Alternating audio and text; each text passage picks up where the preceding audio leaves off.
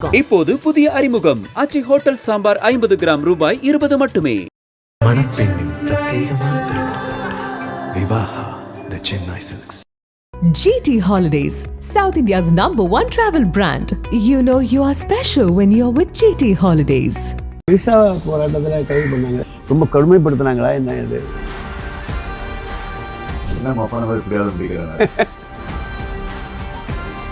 எனக்கு யூஎஸ்ஏ போய் படிக்கணும் அப்படின்னு ஆசை. போகும்போது எங்கள் அம்மா உண்மையாக தான் நிற்கும். அது ஒன்றிய அரசு 76 உங்களுக்கு 85.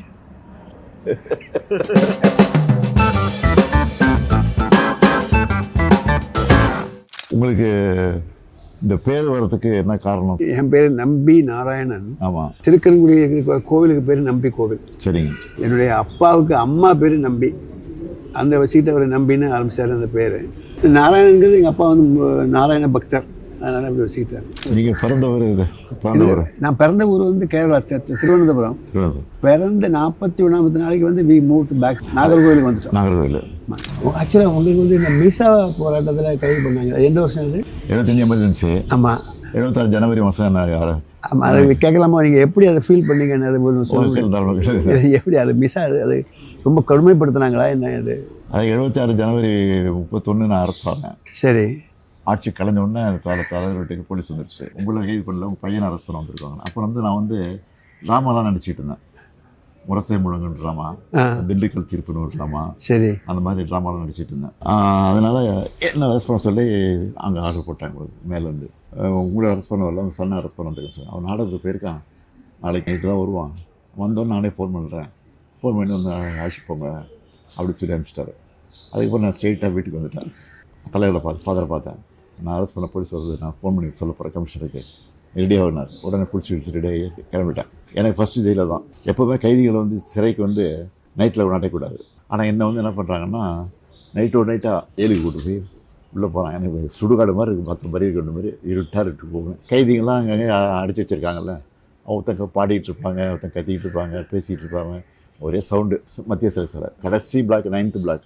அங்கே யாரை அடைச்சி வச்சுட்டாங்கன்னா, அந்த தொழுநோய் அந்த பேஷண்ட்டை தான் அங்கே இருந்திருக்கிறாங்க. ஏன்னா பஞ்சு, இந்த ரத்தம் எல்லாம் எல்லாம் அந்த செவத்தில் இருக்குது. அவன் வரிசையாக 11 ரூம்ஸ். அதில் ஒரு தாராளமாக படுக்கிறதுனா ஒருத்தர் 2 பேர் தான் படுக்கலாம். ஒரு ரூம்லேயும் 9 பேர் 10 பேர் படுத்துருக்காங்க.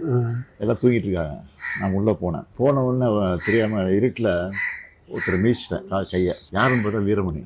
ஓ, தம்பி முடிச்சாரு. ஏன்னா சாரிண்ணா நீங்கள் ஆமாம் வாவான்னு கூப்பிட்டாரு. அந்த சென்னை சிறைச்சாலை மருத்துவர் பொறுத்த வரைக்கும் என்னென்னா, வித்யாசாகர்னு ஒரு சூப்பரண்ட் இருக்காங்க.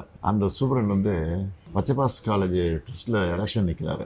அப்போ என்விஎன் சோமுன்னு நம்ம திமுகவில் அவர் நடராஜன் அவர் ஏற்றுன்னு ஜெயிச்சிட்டாரு. அதில் அவருக்கும் அது மிஸ்ஸா கைதிங்கிறது ஒரு நாளைக்கு 40 ரூபா 60 ரூபா செலவு பண்ணணும். ஒரு கைதிக்கும் ஃபேன் போட்டு கொடுக்கணும், பெட்டு கொடுக்கணும், கொசுவரை கொடுக்கணும், பேஸ்ட்டு கொடுக்கணும், ப்ரெஷ்ஷு கொடுக்கணும், எல்லா ஃபெசிலிட்டிஸும் இருக்குது. ஆனால் எந்த வசதியும் கிடையாது. 9 பேர் வரிசையாக பிள்ளைக்க வச்சுருக்காங்க. யூரினுக்கு ஒரு பானை, குடி தண்ணீருக்கு ஒரு பானை பக்கத்தில் இருக்கும். அந்த மாதிரி அது சிலத்தையும் யூரின் பாஸ் ஆகி ஃபுல்லாகி வழியும். ஏப்பா, 9 பேர் படுத்துருக்கோமே, 9 பேர் யூரின் போனதுலாம் என்ன வருது? டார்கெட்லாம் காலையில் தான் எழுச்சி போகணும். 2-3 டாய்லெட்டாக இருக்கும். அது ஒரு 10 நிமிஷம் திறப்பாங்க.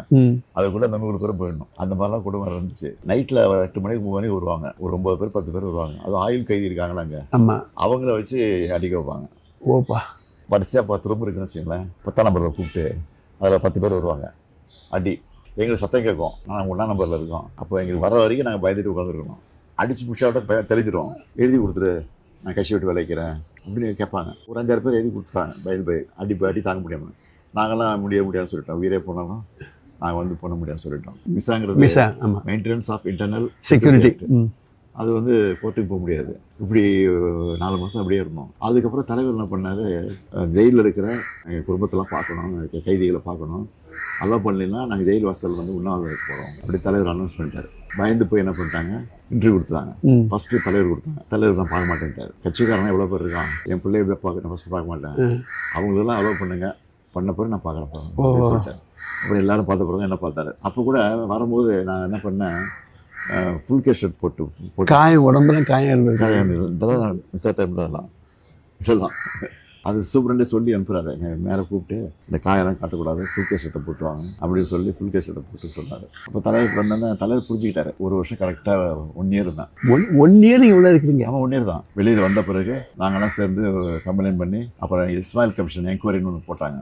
அதில் போய் இதெல்லாம் நான் சொல்லியிருக்கேன், எல்லாம் பதிவாகிருக்கு. நான் 89 ஜெயிச்சு உள்ளே போகும்போது தலைவர் சிஎம்மாக இருக்காரு. அப்போ நான் இதெல்லாம் ரெக்கார்ட் பண்ணியிருக்கேன் அசம்பிளியில்.